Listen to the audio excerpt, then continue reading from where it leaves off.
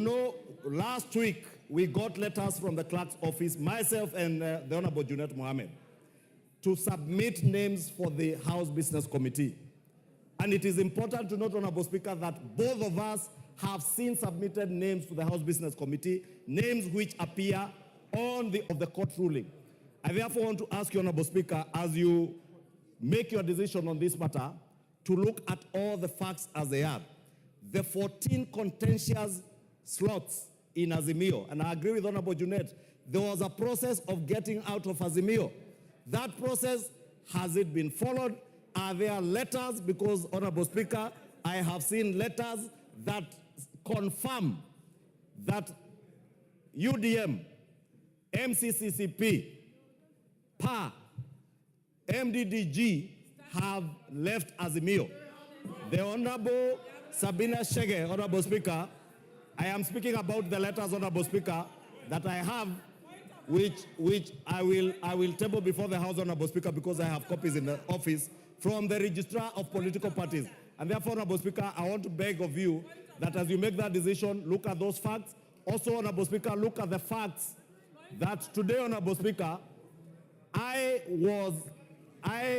the Honorable Osoro did submit a letter to you on my nomination and election as a leader of majority in September of 2022, signed and assented to by over 171 members of this House. The Honorable Junet Mohammed, late last year, after the Honorable Pio left, did submit the whip. Yes, wind up. The Honorable Junet Mohammed, in his nomination as the leader of minority, did submit a letter nominating him upon election by Azimio coalition as a minority leader, signed by a paltry 80 members of the Azimio coalition. Actually less than even what is provided for in our own standing orders, Honorable Speaker.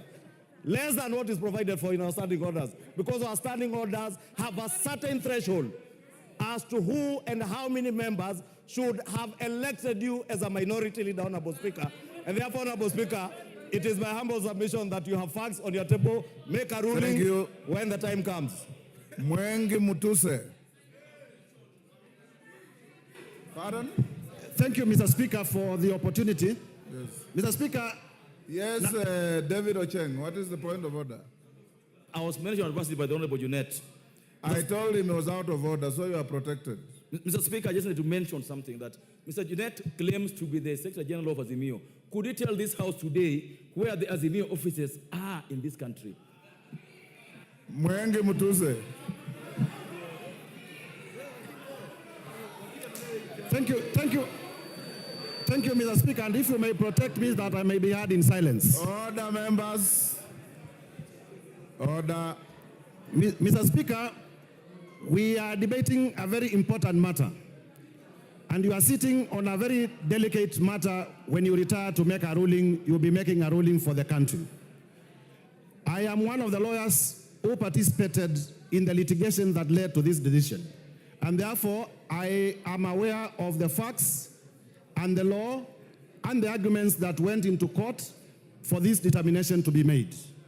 Mr. Speaker, importantly, as you retreat, I am elected under the Maendeleo Chapter Party, which is one of the parties whose membership is under dispute. I will be tabling before this House a letter dated 30th January 2024 by the Registrar of Political Parties confirming that Maendeleo Chapter Party is no longer a member of the Azimio One Kenya coalition. And I will be asking you, when you retreat, to give effect to that exit in line with the ruling that you made on the 6th of August 2023, as well as the judgment of the court. Mr. Speaker, as you retreat also, I will invite you to look at an important doctrine that has been developed by the Supreme Court in the United States, and that has been applied locally. And this is the political question doctrine, or the doctrine of justiciability. This doctrine was developed so that the separation of powers can be given effect, so that matters that are for the legislature are left to the legislature, Matters that are for the judiciary are left to the judiciary, and matters that are for the executive are left to the executive. It is my submission that the matter of determining the minority leadership and the majority leadership is a matter for Parliament and is not a matter for courts of law. Finally, Mr. Speaker, it is important to look at the gazettement, the gazette notice that declared the members who have won positions. In the gazettement that was released by the IEBC, there was no mention of coalitions. There was no mention of Azimio. There was no mention of Kenya Kwanza. In my constituency, they declared Mwengi Mutuse the winner under Maendeleo Chap. In all the other constituencies, and if you look at that gazette notice, there was no mention of a coalition. And therefore, you cannot assign membership based on the election. You assign membership based on the realities of the day. And this is to say that the issue of minority and majority is a moving target and can change anytime. And therefore, I urge you, Mr. Speaker, as I table this letter, to find that the numbers for Maendeleo Chap, we exited Azimio, and therefore, we should be counted on the Kenya Kwanza side. Thank you. Madenga of Nyeri. Thank you, Honorable Speaker. Honorable Speaker, allow me to start by acknowledging that in our country, the formation of coalitions is around post and pre-elections. The determination of this case, Honorable Speaker, would only have benefited Azimio if the courts had made their determination urgently as the case was taken to court under certificate of agency. This judgment, coming 2 years late, is unimplementable because the realities are that there have been movements in and out of Azimio.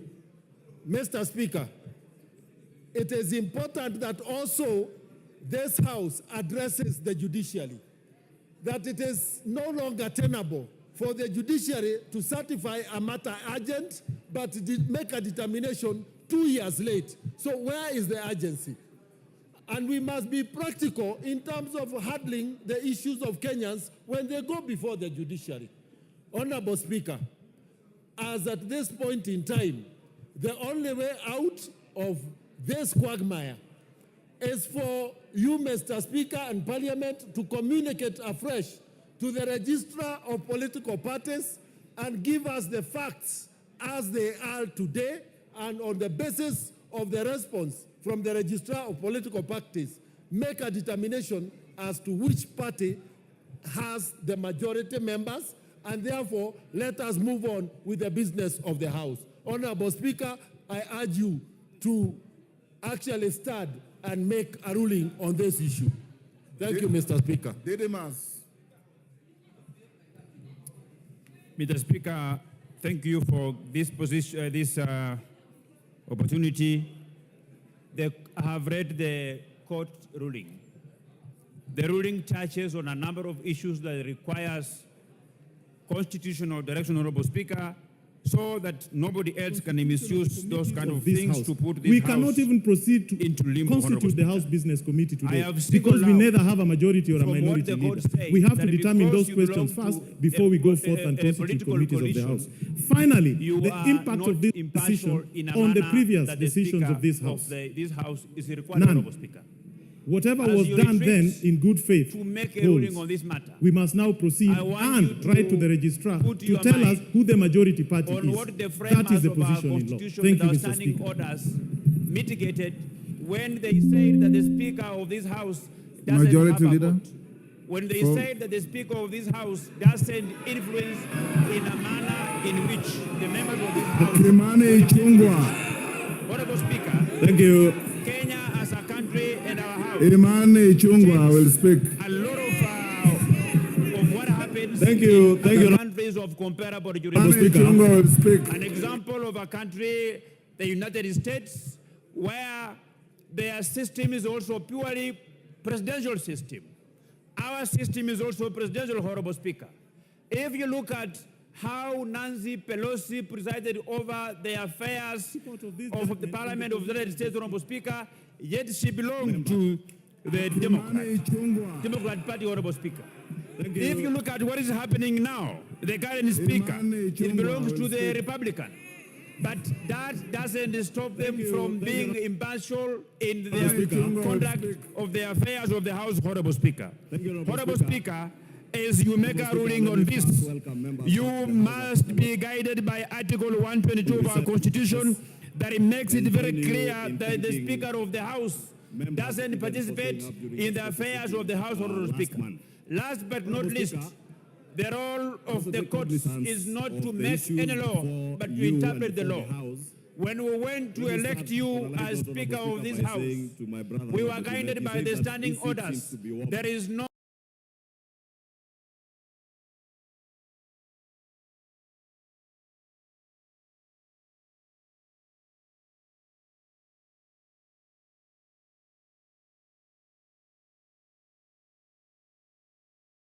country that the Speaker is indeed a member of Parliament, but not a civil servant. I beg to differ with the ruling of the Court, Honorable Speaker.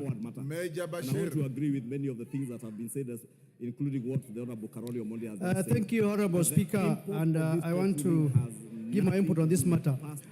Honorable Speaker, this matter is a matter that you have ruled on 6 October 2022.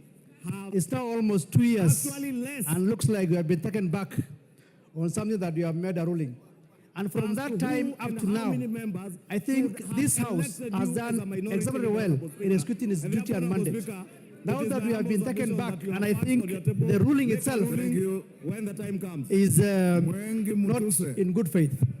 Honorable Speaker, I was looking at the ruling itself.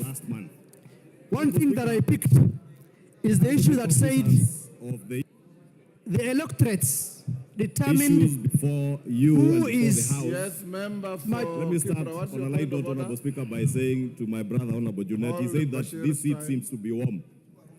Yes, And this seat is a seat Honorable like Speaker, any other in this House. I know in a presidential Only system, Honorable 30 Speaker, members have any spoken. member can sit I would anywhere. wish that we reduce And the if minutes the Honorable from Junet 5 feels this to 2. seat is warmer than we are his, doing three. we must make sure that we warm 3 Junet's seat. minutes. Orana is not too bad. It's not too much. Go on, Bashir. Pardon? Honorable Speaker, I was saying that in part of the ruling, it stated that the voters determined who is majority and minority during the ballot. If you look at the specimen of the ballot paper, there was no written Kenya Kwanza coalition or Azimio coalition. It was just individual members and individual parties.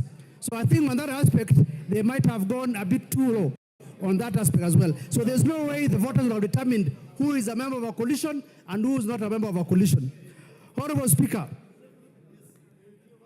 there is what we call pre-election pacts and post-election pacts. For the purpose of UDM, which I'm a member as well, we had a pre-election pact with Azimio coalition. We also had, after the elections, post-election pact with Kenya Kwanza. It's allowed. It is there in our statutes. There's no doubt about it. So if we, as back to what we call the status quo ante, until you make the declaration. Thank you, Honorable Speaker. Jen Kagiri. Thank you, Honorable Speaker. Honorable Speaker, I attempted to understand the ruling and I realized it was 71 pages, 507 paragraphs. I read that there were 34 prayers, but the judges only honored 3. Honorable Speaker, in one of the rulings, the first one, the judges said that the majority and minority were already determined at the ballot on 9th August 2022.